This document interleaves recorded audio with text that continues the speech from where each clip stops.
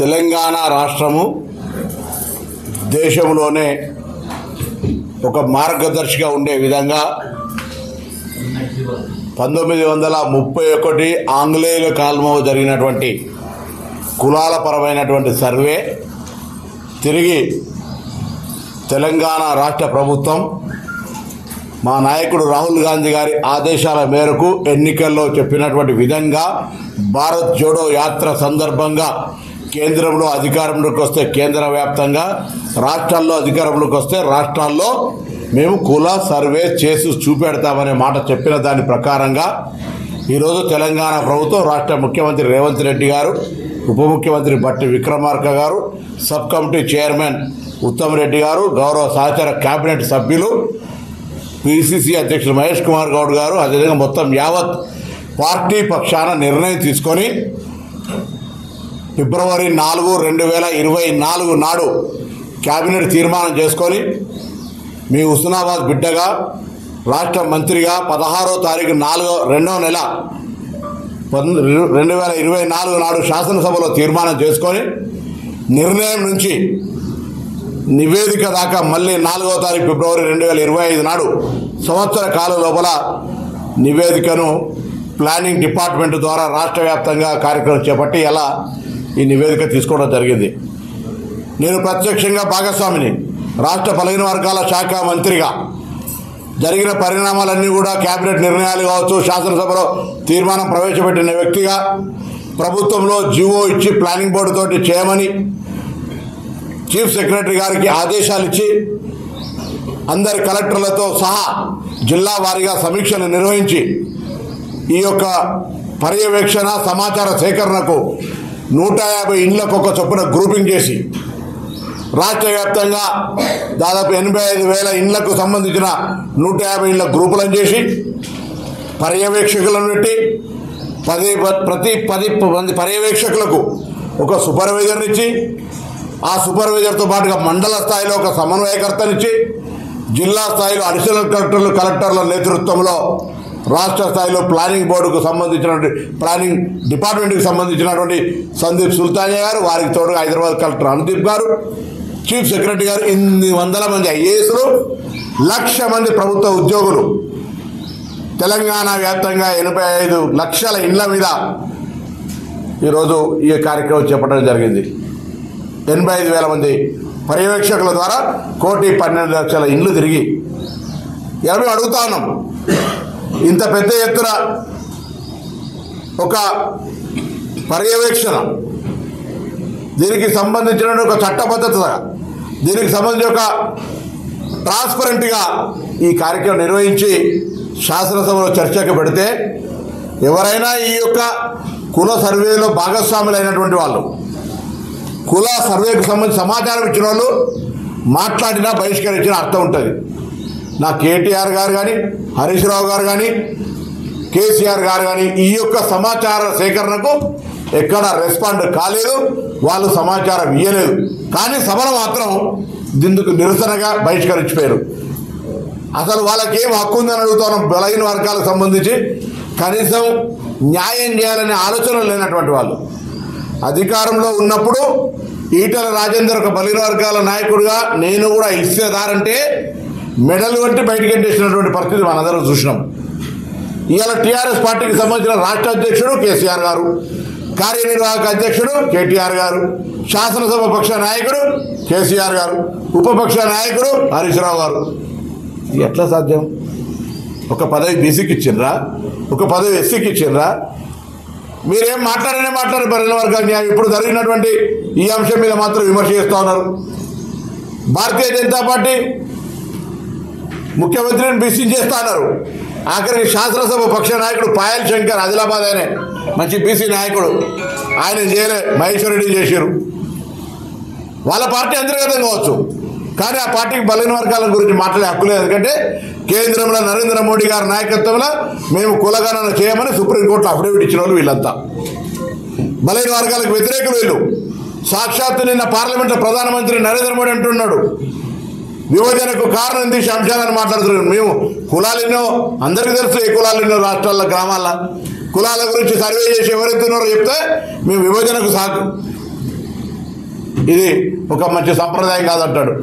అసలు దేశంలో మతం పేరు మీద ఒక అనేకమైనటువంటి విధ్వంసాలు సృష్టించి ఓట్ల రాజకీయం కొరకు వాడుకుంటుంది మీరు.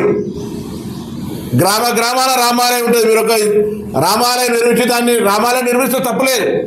దానికి సంబంధించి అందరు దేశవ్యాప్తంగా అందరు చందాలు ఇచ్చారు.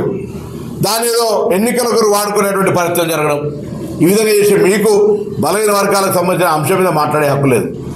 ఇక సర్వేకి సంబంధించిన బీసీ మేధావులు, బీసీ ఉద్యమకారులు, బీసీ విద్యార్థి నాయకులకు నిన్న కూడా విజ్ఞప్తి చేసిన, రేపు హైదరాబాద్ వేరుగా వాళ్ళందరినీ ప్రత్యక్షంగా కలుస్తా ఉన్నా. నేను ఒకటే కోరుతున్నాను మీ అందరికీ, ఇలా తెలంగాణ యావత్ ప్రజానికానికి 1931లో ఈ కుల సర్వే జరిగింది. 2011లో జనాభా లెక్కలు జరిగినాయి. 2021లో జరగాలి, కరోనా వల్ల జరగలే. అది ఇప్పటి వరకు కేంద్ర ప్రభుత్వం మనం జరుపుతలేదు. ఆ యొక్క జనాభా లెక్కలలో బీసీల లెక్క కూడా తీయమని రాహుల్ గాంధీ డిమాండ్ చేస్తుండు. రాహుల్ గాంధీ డిమాండ్ను మీ కులం ఏదో చెప్పమని ఉల్టా ఆయనను విమర్శిస్తున్నారు. రాహుల్ గాంధీ అంతే ధైర్యంగా పార్లమెంట్లో చెప్తుండ్రు, ఒకనాడు ఇదే పార్లమెంట్లో ఈ జనగణన జరుగుతుంది, ఈ జనములో ఎవరెంతో వారికి అంతా స్పష్టంగా చెప్తా ఉన్నాడు. సుప్రీంకోర్టు ఆదేశాల మేరకు 50% ఒక నిబంధన ఉంది. దాన్ని కూడా జనాభా ప్రకారం ఎత్తేయాలని చెప్తున్నాడు రాహుల్ గాంధీ. ఇంత దమ్ముండి మాట్లాడుతున్న పార్టీకి సంబంధించిన వాళ్ళం ఇలా తప్పు చేస్తామా? మా నాయకునికి వ్యతిరేకంగా ఆలోచించి ఇంత పెద్ద 160 కోట్లు పెట్టి 1,00,000 మందిని ఉపయోగించినటువంటి సమాచారం తప్పు చెప్తే మాకు వచ్చే లాభం ఏంది? అసలు నేను అడుగుతున్న ఈ పార్టీలోని మేధావులందరూ ఈ యొక్క సమాచారం కూడా ఒకటి కనీసం ఏది ఎంతనో ఒక మాట అనేది వచ్చింది కదా, 56% బీసీలను వచ్చింది కదా. 56%లకు సంబంధించి ప్రభుత్వం ఒక నిర్ణయం తీసుకొని ఒక విధానంగా మారి మన ముందు ఉన్నది. ఈ విధానానికి నిధులు కేటాయించుకొని ఏ విధంగా మార్గదర్శకత్వ రోడ్ మ్యాప్ క్రియేట్ చేసుకొని సప్లైని అడుగుతామా, 56%కి అనుగుణంగా నిధులు కేటాయించమని అడుగుదామా, మన వర్గాల్లో నిరుద్యోగ యువతకు ఏదైనా ఉపాధి లేదా శిక్షణ ఇవ్వని అడుగుదామా? దాని కొరకు ఆలోచన చేయండి. ప్రభుత్వం గురించి మనం పోయి మాట్లాడదాం. ప్రభుత్వంలో ఆ రకమైనటువంటి సరళ తీసుకోపోమని అనుకోవాల్సిన ఈ పరిస్థితులలో మనమే దాన్ని వ్యతిరేకిస్తున్నాం. ఏం తప్ప అసలు ఈ దేశం ఇప్పుడు కుల సర్వేనే కాకపోతే తక్కువ చూపెడితే ఎవరికి వచ్చే లాభం ఏమున్నది? అరే ఇప్పుడు వచ్చిన శాతంకైతే న్యాయం జరిపి కదా ముందు. ఇప్పుడు వచ్చిన శాతంకు నిధులు కేటాయించే విధంగా ఈ ప్రభుత్వాలు ఏ ప్రభుత్వం ఉన్నారో భవిష్యత్తులో కూడా ఇలా ఎస్సీ సప్లై చట్టబద్ధత తెచ్చినట్టుగా దీనికి కూడా అదే దిశలో కార్యాచరణ తీసుకోవడానికి ఎందుకు ప్లాన్ చేయరు మీరు? ఇంతకుముందు అంకెలు లేవు, ఇప్పుడు అంకెలు వచ్చినాయి. వాళ్ళు లీలోలు మాట్లాడుతారు. చంద్రశేఖరరావు గారు చేసినటువంటి కుల సర్వేకి సంబంధించి ఆనాడు చెప్పినటువంటి దానికంటే తక్కువ ఉన్నాయి. అరే కుల సర్వే అసెంబ్లీలో పెట్టిండ్రా? కుల సర్వే క్యాబినెట్లో పెట్టిండ్రా? కుల సర్వే ఏ చట్టబద్ధత వచ్చింది? కుల సర్వే ఉందని జిఏడి ఏమైనా జీవో ఇచ్చిందా? కేసీఆర్ ఇంటికే పరిమితమైనటువంటి కుల సర్వే, సకల కుటుంబ సర్వే ఎన్నడూ బయటికి లేక సమాచారం ఎవరికి ఏక ఇప్పుడు దాని లెక్క కంటే ఇప్పుడు తక్కువ ఉన్నదని చెప్తున్నారు. దానికి నిబద్ధత ఏంది? ఒకరోజు బొంబాయిలో ఉన్నాడు, దుబాయ్లో రాబోతు చచ్చిపోయినట్టంటే అందరు ఉరికొచ్చి నెంబర్ ఇచ్చారు. ఎవరితో సర్వే చేయించినావు? చదువుకునే పిల్లలతోటి, రోడ్డు మీద ఉండేటోళ్ళతో, ఎవరు పడితే వాళ్ళతో చేయించినాం. మేము ఇలా గ్రామ ప్రభుత్వ ట్రెజరీకి సంబంధించిన బాధ్యులైనటువంటి ప్రభుత్వ ఉద్యోగులతోటి, టీచర్లు ఒప్పుకోకపోతే టీచర్లకు సంబంధించి సంఘాలను పిలిచి అయ్యా ఇది ఒక మంచి సమాజ మార్పుకు తీసుకుంటున్న కార్యక్రమం మీరు సహకరించమని అడిగినాం. పాప వాళ్ళంతా సహకరించారు. ఒత్తిడి వెంటనే రోజు 7-8 మాత్రమే చేయమన్నాం. ప్రతి పర్యవేక్షకునికి 10,000 రూపాయల హానరోరియం ఇచ్చినాం. లేబర్ కింద అడిగిన పని చేయించుకోలేదు. కంప్యూటర్ ఆపరేటర్లు పెట్టినాం. డాటా ఎంట్రీని 36,000 మందిని కదా, ఇంత వేల మందిని పని చేయించి మూమెంట్ చేస్తే దీని మీదనే శాంటిటీ లేదని విమర్శిస్తారు మనోళ్ళు కూడా. ఈ వర్గాలు ఎవరికైతే న్యాయం చేయండి వాళ్ళకి న్యాయం చేయించే విధంగా ప్రశ్నించాల్సిన వాళ్ళు పోయి ఎదుటివాడిని నీ పార్టీ చేస్తలేదు అని వాళ్ళ ముందర ధర్నా చేసిన ఈ చర్య జరిగేటప్పుడు నేను కూడా హుస్నాబాద్ కొన్ని ఇళ్ళకి పోయినా, మీ అందరికీ తెలుసు. ఆ సందర్భంలో మాట్లాడాను.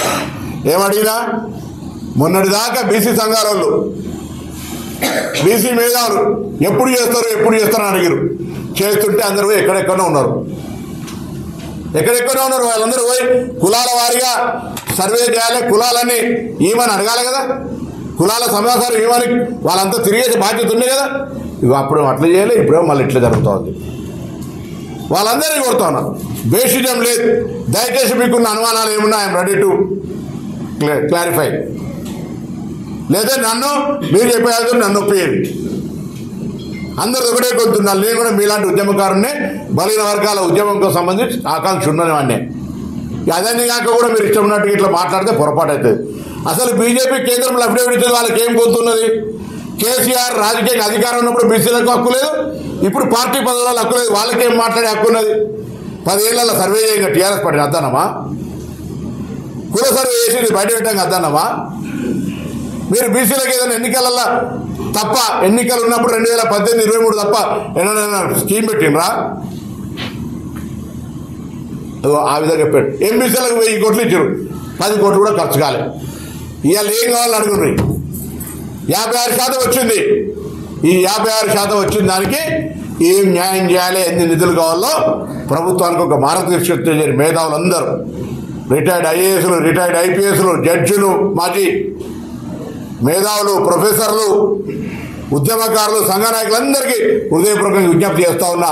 ఇది దయచేసి ఒక ప్రారంభం. ఈ ప్రారంభాన్ని విజయవంతంగా ముందుకు నడపడానికి నాయకత్వం వహించింది. మీ అందరి ఆకాంక్షలకు అనుగుణంగా, పోరాటానికి అనుగుణంగా రాహుల్ గాంధీ గారు స్పందించి దేశవ్యాప్తంగా రావాలనే విధంగా చేపట్టిన ఈ కార్యక్రమంలో తెలంగాణ రోల్ మోడల్ అయితే, తెలంగాణను కూడా అపహాస్యం చేసి తప్పు పడితే భవిష్యత్తులో ఏ రాష్ట్రం కూడా చేయడానికి ముందుకు రాదని, చేస్తే వాటికనే ఇల్లెవరో మళ్ళీ విమర్శలు చేస్తున్నారు అనేటువంటి విధానం వస్తుంది. కాబట్టి దయచేసి నేను అందరినీ కోరుతా ఉన్నా, కోపం ఉంటే తర్వాత సంగతి, అంతర్గతంగా విభేదాలు, నాయకత్వంగా ఇష్యూస్ ఉంటే తర్వాత సంగతి. ఇప్పుడు ప్రకటింపబడ్డ 56% బలహీన వర్గాలకు తెలంగాణ ప్రభుత్వం నుంచి రోడ్ మ్యాప్ ఇచ్చే విధంగా కార్యాచరణ తీసుకొని మనం ప్రభుత్వం దగ్గరికి వెళ్దాం. మీతో కలిసి రావడానికి సిద్ధం. బలహీన వర్గాలకు న్యాయం చేసే దాని లోపల అన్ని వర్గాలను కలుపుకొని అందరి సహకారం తీసుకొని పోతేనే సాధ్యమవుతుంది. కాబట్టి ఆ దిశలో కార్యాచరణ జరపాలని, దీన్ని అనవసరమైనటువంటి వితండ వాదాలు వద్దని, దీన్ని పొలిటికల్ పార్టీస్గా టీఆర్ఎస్, బీజేపీ మేము వ్యతిరేకం కాదు అనుకుంటేనే వ్యతిరేకిస్తున్నటువంటి వాళ్ళు, భారతీయ జనతా పార్టీ కొంత నాయకులు మాట్లాడారు, మేము రిజర్వేషన్లకు, సర్వేలకు, బీసీలకు వ్యతిరేకం కాదు. పెట్టు, ప్రధానమంత్రి డిమాండ్ చేయి, దేశవ్యాప్తంగా చేయమను, అప్డేట్ వాపసు తీసుకోమనండి. రేపు మొత్తం జనాభా సర్వే సందర్భంగా బీసీలకు చేయమని చెప్పండి సర్వే. టీఆర్ఎస్ పార్టీ 3 పదవులు ఉన్నాయి. ఒకటి ముందు బీసీలకు ఇచ్చి, ఒకటి ఎస్సీలకు ఇచ్చి, ఒకటి మీరు కుటుంబ పార్టీ కాబట్టి ఒకటి మీ దగ్గర పెట్టుకోండి. నమ్మకం లేదా వాళ్ళ మీద? ఆ పార్టీ, ఈ వ్యక్తుల మీద నమ్మకం లేదా? వాళ్ళకి హక్కు రాదుద్దా? అందుకే దయచేసి బలహీన వర్గాలకు సంబంధించిన లెక్క శాస్త్రీయంగా, చట్టబద్ధంగా 1,00,000 మంది ఉద్యోగులను ఇన్వాల్వ్ చేసి యావత్ ప్రభుత్వ అధికారులు, ప్రభుత్వ పర్యవేక్షణలో ఇది జరిగింది. దీనిపైన అనవసర విమర్శలు వద్దు. భవిష్యత్తు ప్రణాళికకు నిర్ణయం, నివేదిక నుంచి నిధులు అమలు అనేటువంటి అంశంకు ముందుకు పోదామనేటువంటి విజ్ఞప్తి చేస్తాను.